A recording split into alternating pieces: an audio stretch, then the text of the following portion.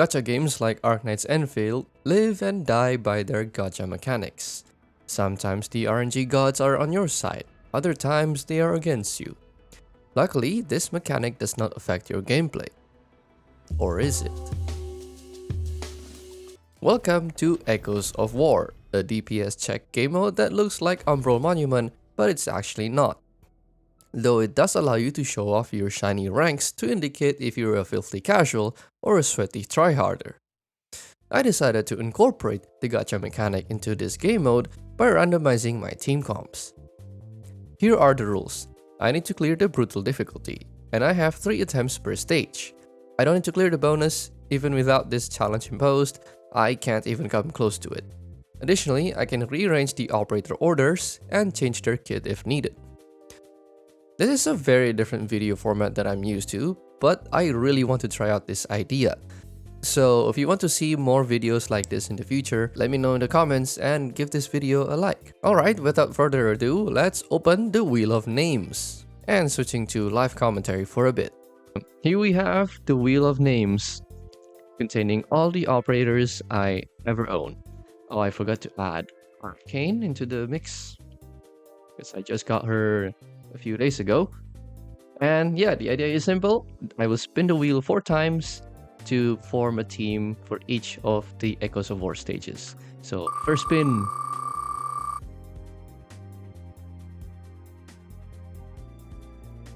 The first randomized team turned out pretty well.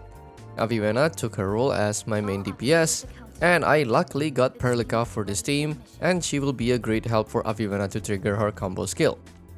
Estella and Rossi don't really have good synergies, unfortunately, so they are my emotional support operators. Anyway, this stage has an interesting mechanic. By killing the purple guy in the middle, called an Ethilu, all enemies are sucked into the center and you recover 50 SP and gain a short attack buff. The purple guy can only be attacked by building up its stagger meter, by performing final strikes, shatter, or applying lift or knockdown. This is where Rossi came in handy because she can apply lift from her combo skill. Repeatedly attacking the purple guy also helped me charge up Avivenna's ult and place her spears all over the ground. The first wave took a bit longer than I wanted, but I cleared the second wave easily with Avivenna's spears, dealing the bulk of the damage, followed by Perlica's ult and Rossi's ult.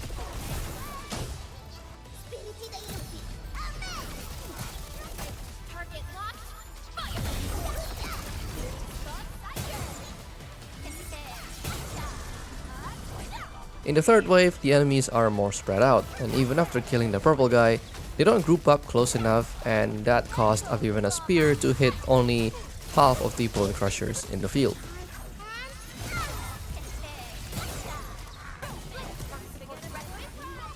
I managed to clear the stage with a modest 2 minutes and 41 seconds. Not bad, not bad. The first random team actually cleared the stage with 41 seconds over time, but that's... I'm not going for the bonus anyway. Alright, that was successful. On the second stage, the Wheel of Names started to turn against me. This stage encouraged you to cast 20 Arts Infliction to get yourself a 50% buff to your final damage. But the wheel decided to give me 3 physical operators and 1 art supplier, that being Saihi. Alash is technically a cryo operator, but all of his kit, except for his ult, does not deal arts damage nor arts infliction. And during this run, I discovered that I can trigger Alash's combo skill by doing shatter. However, doing this is also taking a lot of SP, and the SP return I get is barely enough.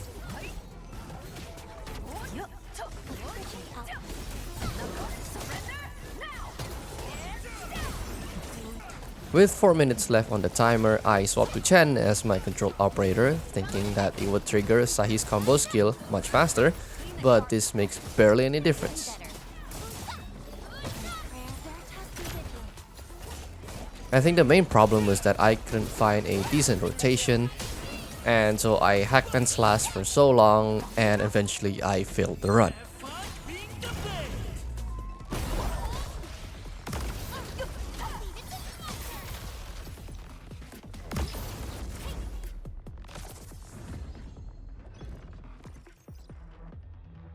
The second attempt was a bit better on the operator side. This time, the wheel gave me Li Feng, Estella, Poggers, and Perlica. Estella and Perlica allowed me to take advantage of Shatter, which is a great source of damage. Plus, I can fulfill the condition of applying 20 Arts Infliction, but I was still struggling. The team comp just doesn't seem to work and I cannot deal enough damage.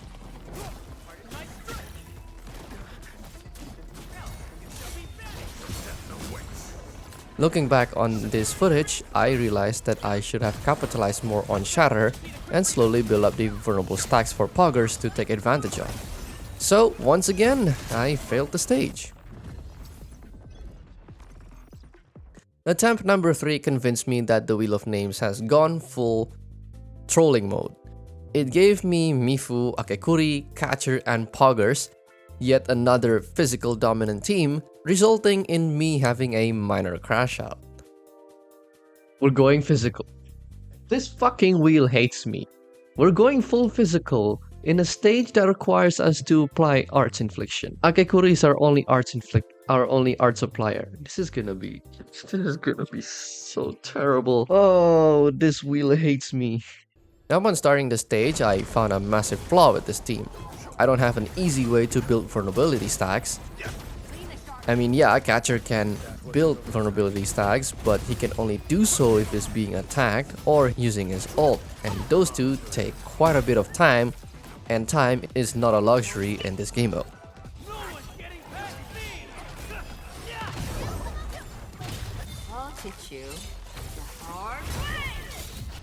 So, in the end, this run is a bust.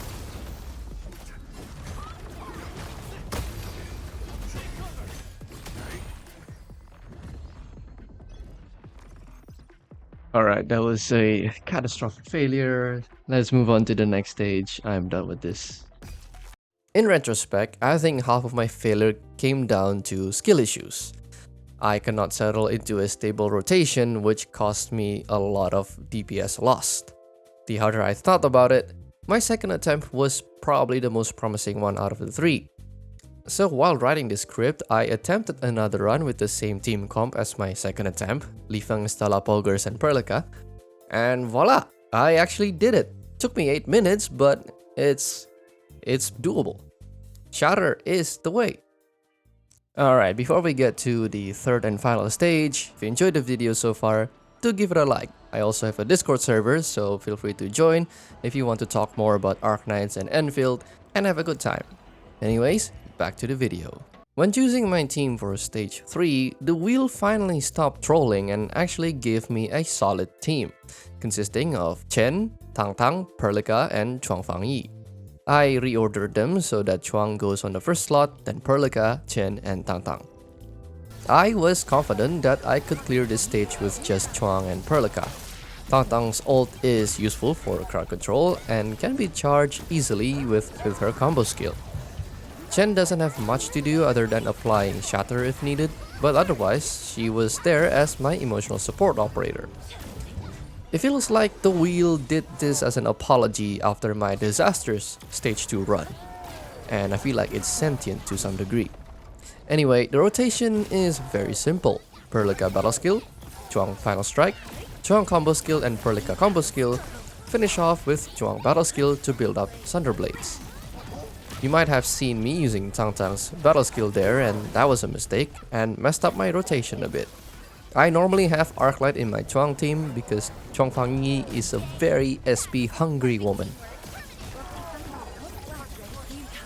I made the same mistake again as I triggered Tang Tang's battle skill for the second time and lost some of Chuang's Thunderblades. Towards the end, the enemy went for a grabbing attack, but I immediately popped Tang Tang's ult to freeze him in place and followed by Chuang's ult even though she has only 3 Thunderblades, which is not ideal. She gave me enough damage to finish off the boss and finish the stage in 2 minutes 9 seconds. Could have been faster if I didn't whiff with the accidental Tang Tang battle skill, but we did it anyway. This was an interesting challenge. I wanted to share this idea so badly, that's why I made this video. And I kinda get very lucky with stage 1 and 3. Avivena and Chongfangyi are very strong DPS operators, and I also got their best support Perlica. So, what can you take away from this challenge? Most of the operators in Enfield have synergies with each other, but some of them require the correct support to be viable. This applies to all striker operators as they cannot apply their arts infliction on their own. They need an external support. If I hadn't got Perlica for my stage 1 and 3 runs, it would have been a failure. That's the conclusion I come to from this small challenge/experiment. If you're interested in this challenge, give it a try. It's pretty fun, and do let me know in the comments how it goes for you. Anyways, that's all for this video. If you enjoyed, don't forget to give it a like, join my Discord, and I will see you in the next one.